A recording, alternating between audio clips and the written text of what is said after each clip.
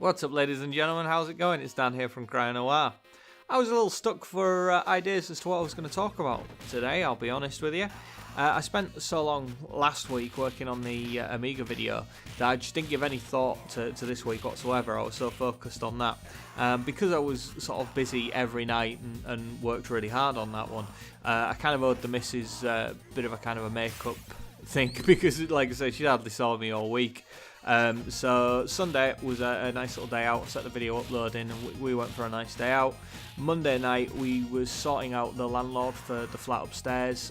Some of you may or may not know that we've had some problems with the neighbour up there, so that was another trip out and we spent most of the night trying to sort paperwork out for that.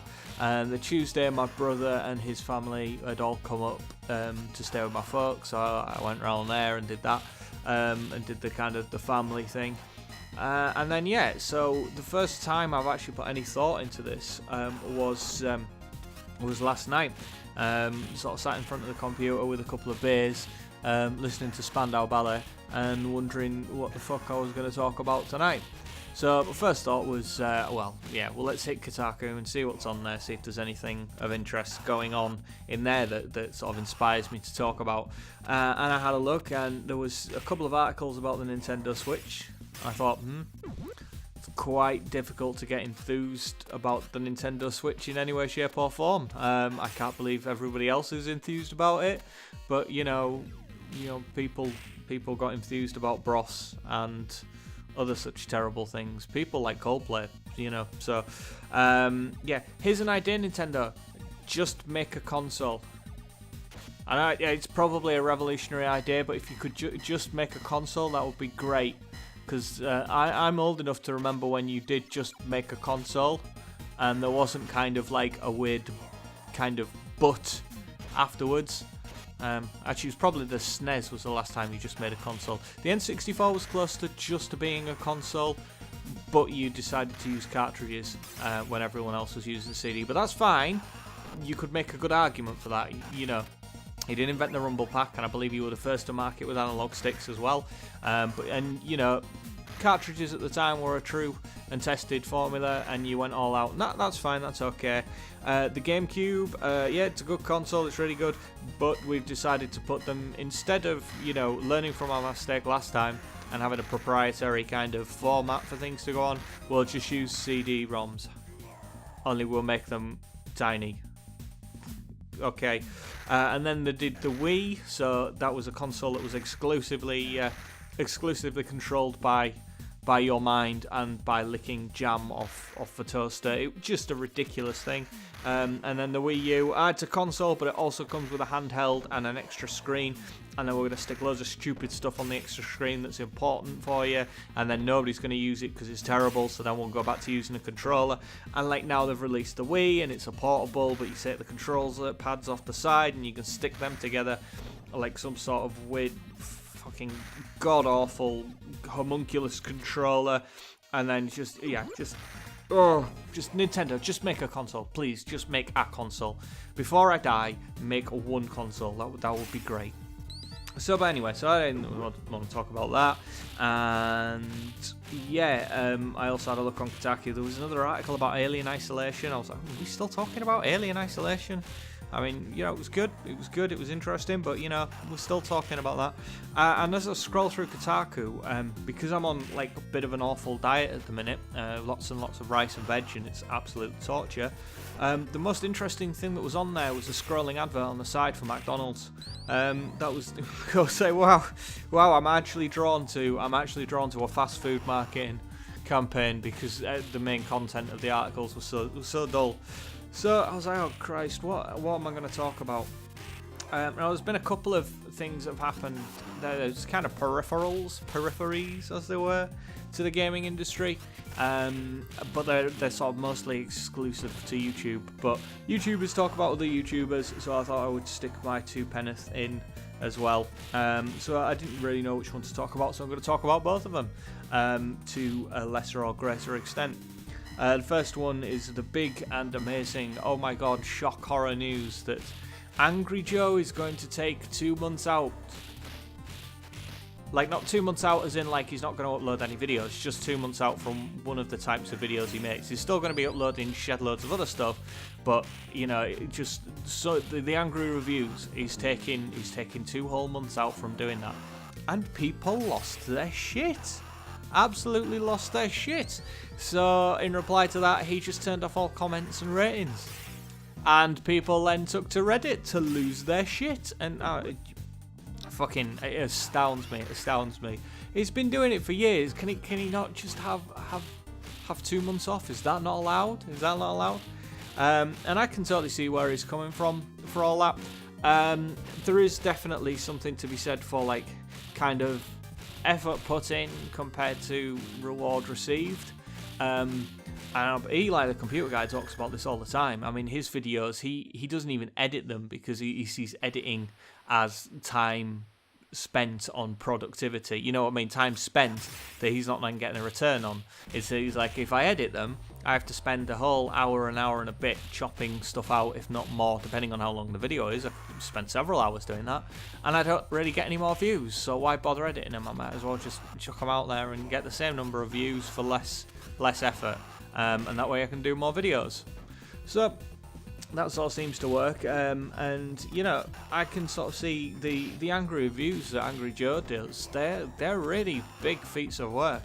I mean, you know, my last video, I don't even know how many hours I put on that. I generally worked, I think when I added it all up, I got to about an hour, about 5 hours, 5.5 hours for every minute that was on screen. So you kind of look at it that way, and you're kind of thinking, yeah, Angry Joe, he does like half an hour videos or whatever. So, you know, that's a lot of time he's putting in there.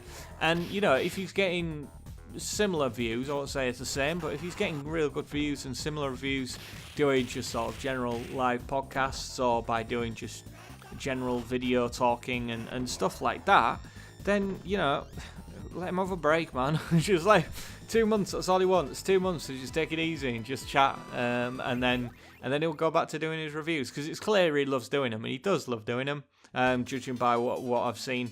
And they like getting dressed up, and they like writing them and actually creating something. But you know, let him have a break. Who gives a fuck?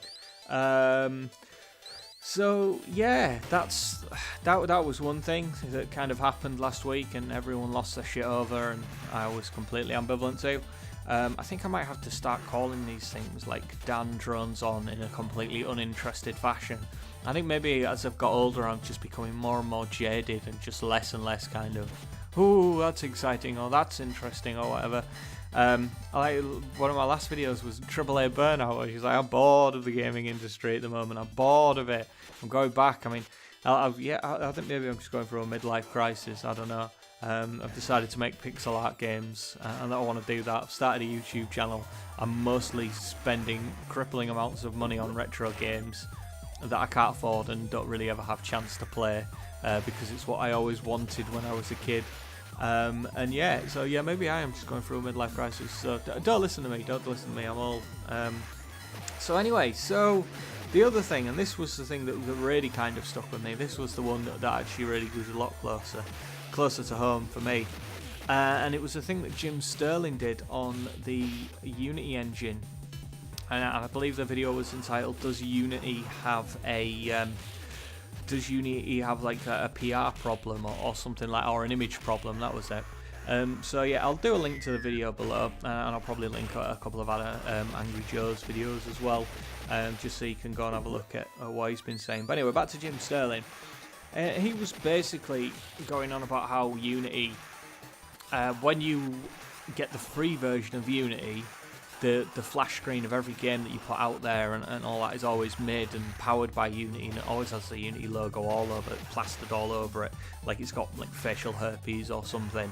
And so as a result, it's become associated with lots and lots of very shitty hack job games that are just thrown up.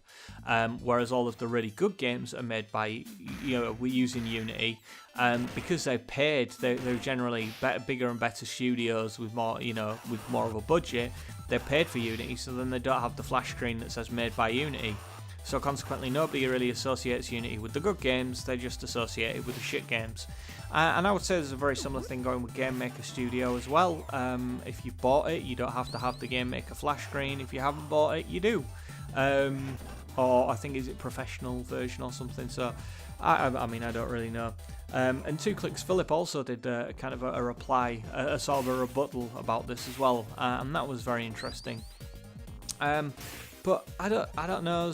I think they were probably both right. I think it would be better if they flipped that kind of thing.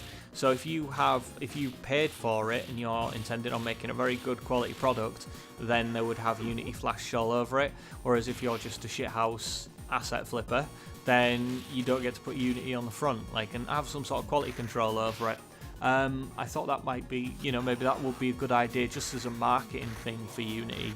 And that way they don't really have to do too much with regards to stopping people from making bad games or putting bad games out.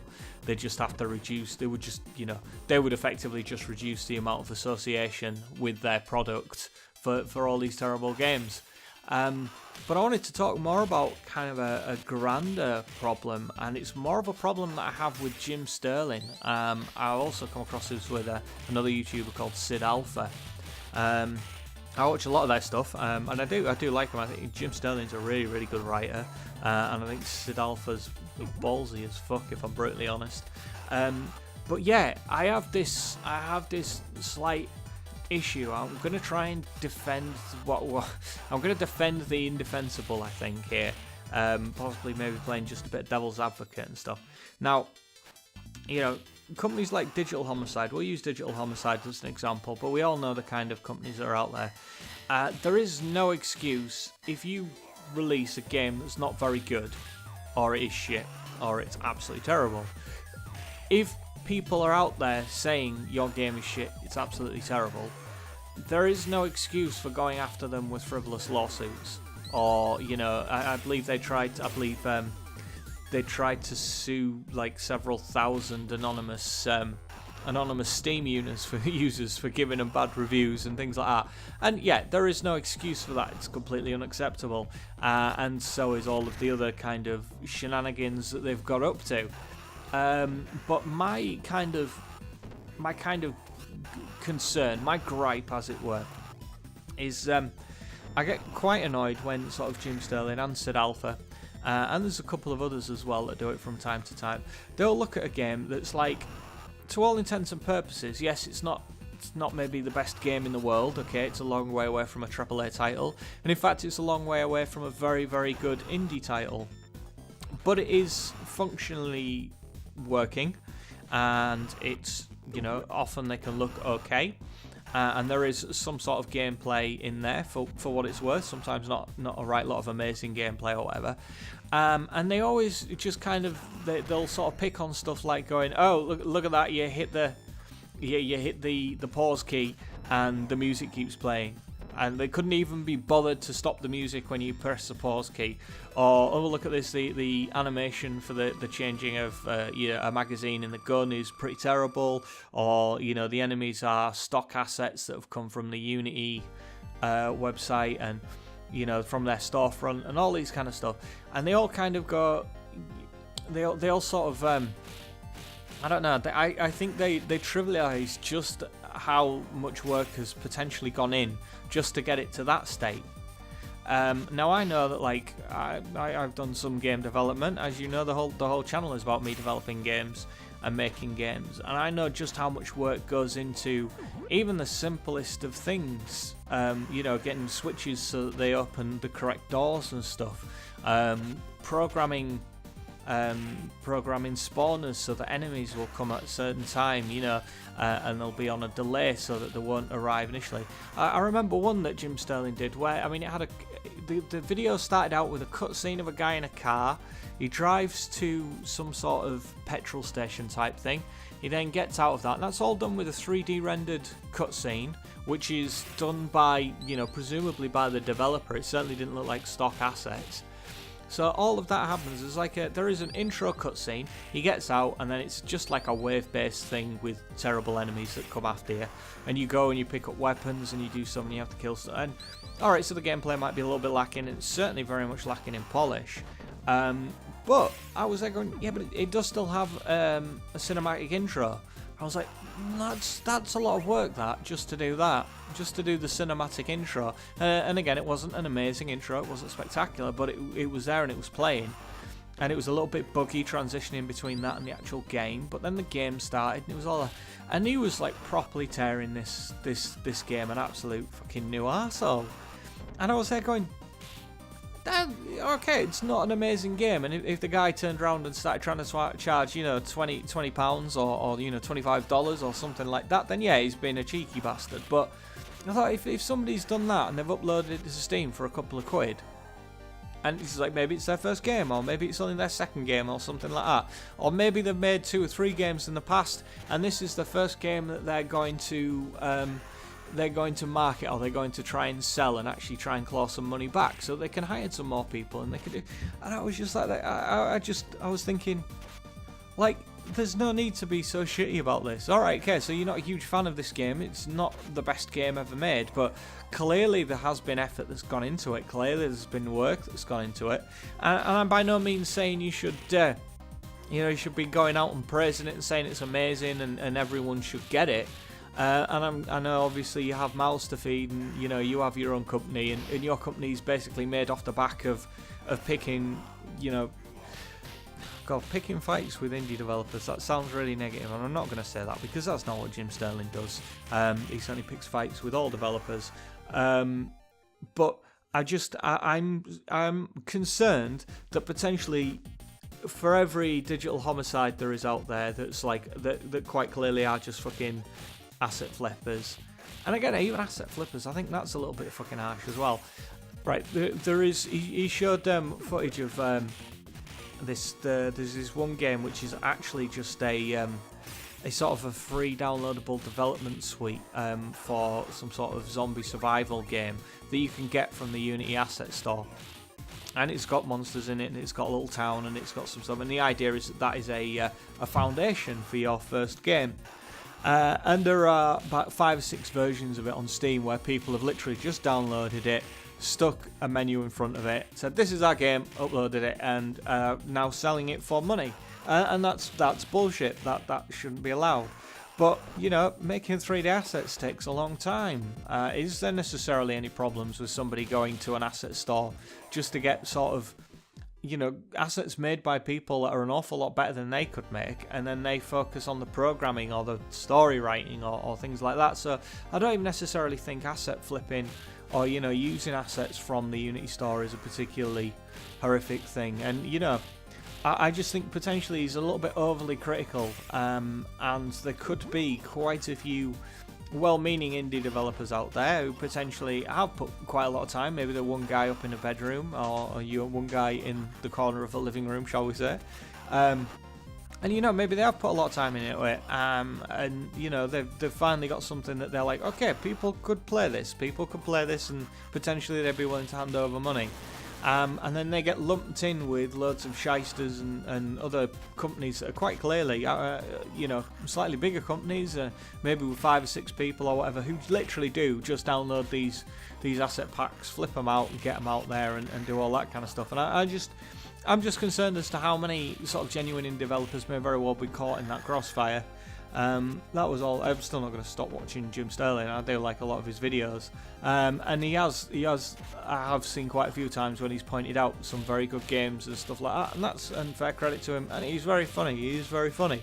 But yeah, it just kind of bothered me. It just kind of worried me. It just made me kind of think, yeah, maybe there are some actually like there is some legitimate fallout from this. Do you know what I mean? Like, there are some people out there that have tried really hard and they've uploaded a game, and perhaps maybe Jim Sterling's come across it and just destroyed them.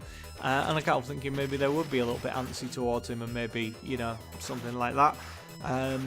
Or maybe there's been some indie developers out there that have been too afraid to launch something. I mean, let's just say, just for example, maybe you are an indie developer, you're making your first game, you make your game, and you think it's okay. But then you come across Jim Sterling and you see how he treats games that are what he deems to be subpar. And you brick it and you kind of go, I don't have the bottle to put this out there in case it does get noticed and it gets completely torn to shreds by the internet. Now, my first obviously piece of advice of that is, well, it doesn't matter even if it's amazing, if it's the best game. You could literally upload an indie version of a Zelda game or Portal 2 or some other, very highly regarded thing, and you're still going to get hate. There's still going to be people that hate it. There's still going to be people that say, oh shit, it's just like this. And so, first of all, get a thick skin. You know what I mean? People are going to call your work shit, and that's fine. And you just have to deal with it. But how many of those developers that may potentially have uploaded a game that could have been okay, could have been quite good, but then didn't, because they were worried about what would happen if someone like Jim Sterling or the trolls got hold of it, and then they didn't upload it, and maybe they were destined to go on and do other things. Maybe they would have uploaded it in like some sort of parallel universe. They uploaded it, turned out okay, they got a bit of money, they hired a couple of developers to come and work with them. They got a bit of a head start. They made another game that was quite a bit better, and then the next game they made, I don't know, the next Deus Ex, or they made the next, I don't know, the next Portal, or something like that. So these were just thoughts. These were just things that were running through my head. It's not really going to affect me in any way, shape or form. I'm going to keep doing what I do, come hell or high water. And even if fucking Jim Sterling or someone like that does come across it and says, oh shit, look at that, he's not even multiplayer, and you can't do this and you can't do that, I don't care. I'm making the game I'm making, and it's going up, and that's that.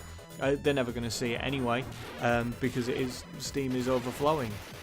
And I just can't help thinking, with that much choice out there, with that much stuff like that, if you don't like the game, just don't fucking play it. Simple as. If you don't like it, don't fucking play it. But anyway, I'd love to see your thoughts. Any indie developers out there that have been got down to the back end of a game and then they've bottled it because they were worried about what people were going to say if they put it up and it wasn't good enough, or what do people all think of Jim Sterling? Have I been have I missed the point, or have I failed to defend the indefensible? And yeah, what do we all think of Angry Joe, and what do we all think of Nintendo? Maybe one day releasing an actual proper console that doesn't require you to whack off a dog to get it to work or whatever. So yeah, stay in touch, guys. Leave a comment below. Thank you very much for listening. I hope you like these random dribblings. Next video up will be Monday, and that'll be Devlog Week 4, so you'll get to see what I've been up to this week. So far, nothing. So it's effectively what I can do Thursday, Friday night, and most of Saturday I'll be working as well. Probably some Sunday morning as well, trying to catch up with myself. But yeah, Devlog Week 4 on Sunday. So I'll see you all then, guys. Take it easy. Cheerio now. Bye-bye.